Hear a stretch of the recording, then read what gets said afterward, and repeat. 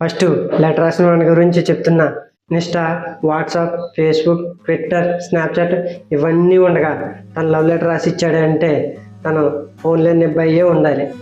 నిబ్బ అయినా మేజర్ అయినా ఎవరైనా సరే 18 ఏళ్ల లోపు అమ్మాయిని నేను ప్రేమిస్తున్నాను, లవ్ లెటర్ ఇచ్చాను, తను యాక్సెప్ట్ చేసింది, తనకి నేనంటే ఇంట్రెస్ట్ ఉంది అని చెప్పి తనకి ఇష్టం ఉన్నా లేకపోయినా తనని ప్రైవేట్ ప్లేస్లోకి లేదా ఓయో రూమ్లోకి తీసుకెళ్ళి ఏదన్నా చేస్తే వాళ్ళ పేరెంట్స్ నీ మీద పోక్సో కేసు పెడితే తమ్ముడు నీ నెక్స్ట్ బర్త్డే ఇంకా జైల్లోనే.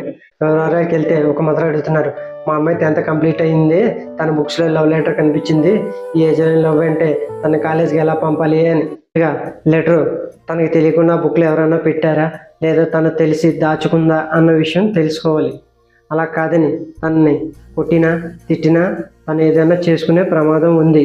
ఈ బిజీ లైఫ్లో పేరెంట్స్ మరియు పిల్లల మధ్య దూరం కూడా పెరిగిపోతుంది.